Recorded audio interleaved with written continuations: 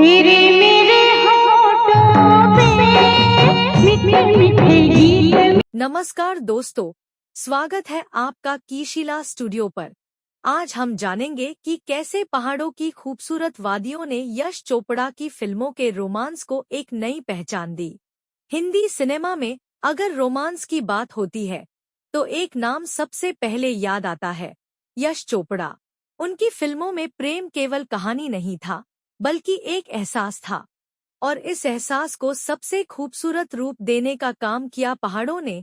बर्फ से ढकी चोटियों, धुंध भरी वादियों और रंग-बिरंगे फूलों से सजे मैदानों ने। आज हम उस कहानी को समझने की कोशिश करेंगे कि कैसे कश्मीर और स्विट्जरलैंड के पहाड़ यश चोपड़ा की फिल्मों की पहचान बन गए, और कैसे इन प्राकृतिक दृश्यों ने बॉलीवुड के रोमांस को हमेशा के लिए बदल दिया।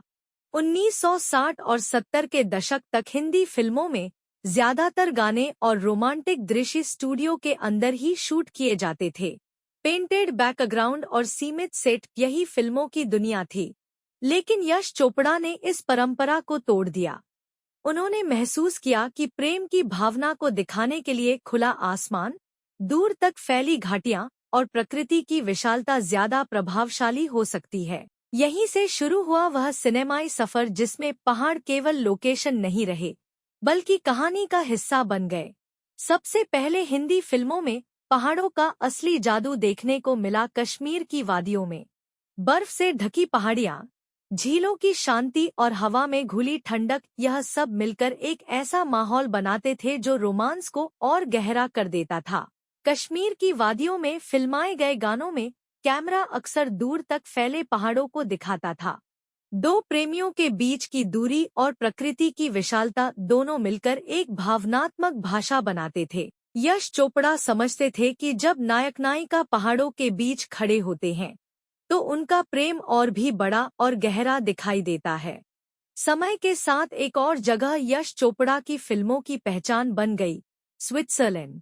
1990 के दशक में उनकी फिल्मों ने स्विट्जरलैंड को हिंदी सिनेमा के रोमांस का सबसे बड़ा प्रतीक बना दिया। वहां की बर्फीली चोटियां, हरे मैदान और नीला आसमान सब मिलकर एक सपने जैसी दुनिया बनाते थे।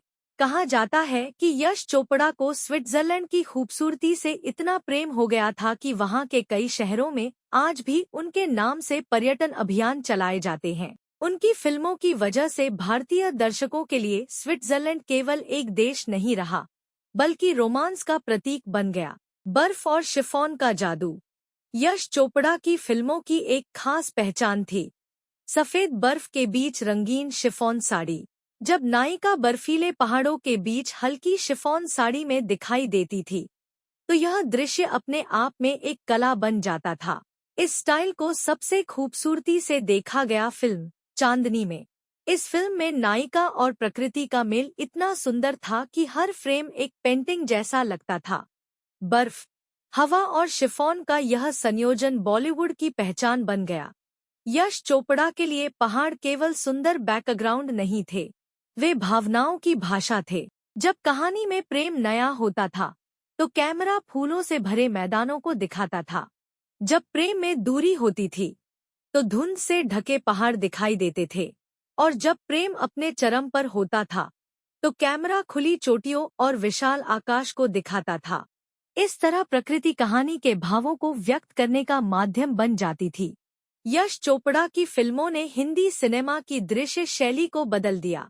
पहले जहां कैमरा स्थिर रहता था, वहीं अब कैमरा पहाड़ों के साथ साथ बहने लगा।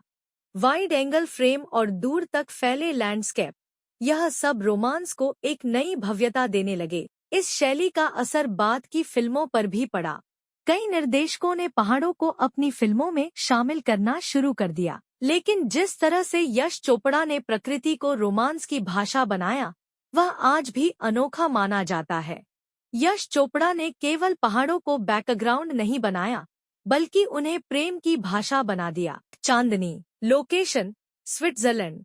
यश चोपड़ा की इस फिल्म ने स्विट्जरलैंड को हिंदी सिनेमा के रोमांस का प्रतीक बना दिया।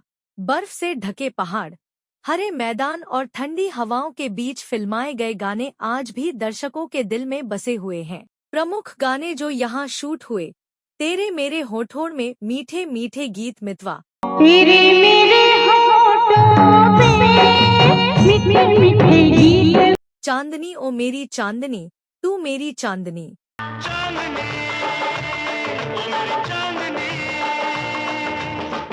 इन गानों में बर्फीली चोटियों के बीच नायिका की शिफॉन साड़ी और खुला आसमान, यही यश चोपड़ा की पहचान बन गया।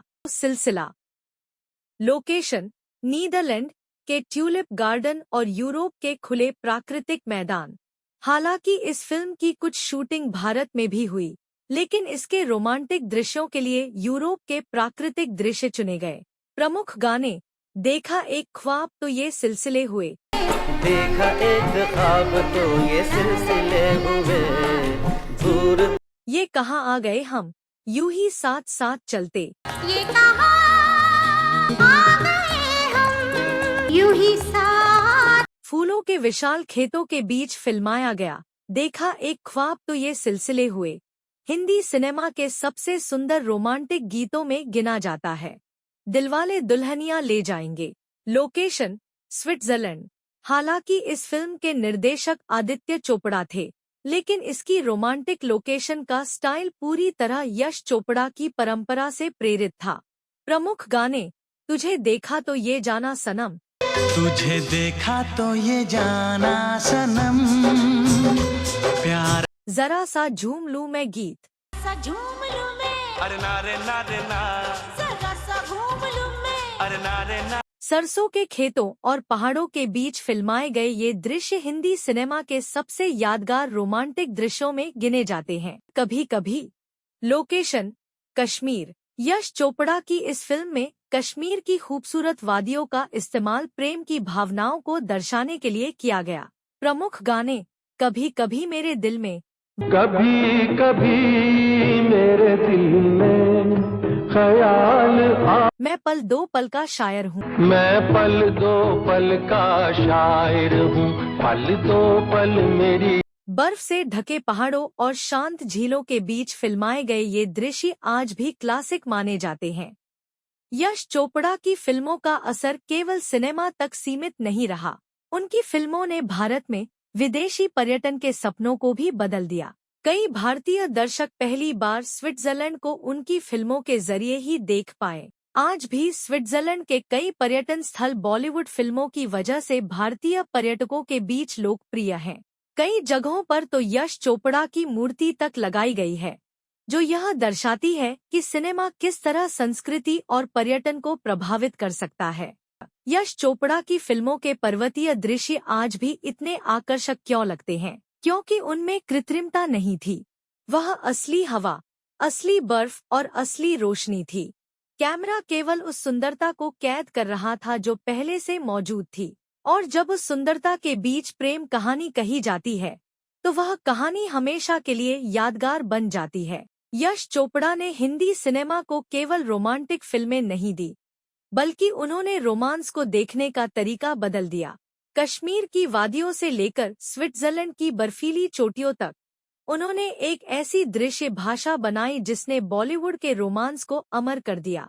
और शायद यही कारण है कि आज भी जब हम बर्फ से ढके पहाड़ों के बीच किसी प्रेम गीत को देखते हैं, तो हमें कहीं न कहीं यश चोपड़ा की सिनेमाई दुनिया की याद जरूर आती है। दोस्तों, अगर आपको यह वीडियो पसंद आया हो तो लाइक करें, शेयर करें और कीशिला स्टूडियो को सब्सक्राइब करना न भूलें। कमेंट में जरूर बताइए कि आपको यश चोपड़ा की फिल्मों में कौन सा गाना सबसे ज्यादा पसंद है। कभी कभी मेरे दिल में है, देखा एक ख्वाब तो ये सिलसिले हुए, या तेरे मेरे होठों में मीठे मीठे गीत मितवा। आपकी राय हमारे लिए बहुत मायने रखती है। धन्यवाद दोस्तों, फिर मिलेंगे एक नई फिल्मी कहानी के साथ। खूबसूरत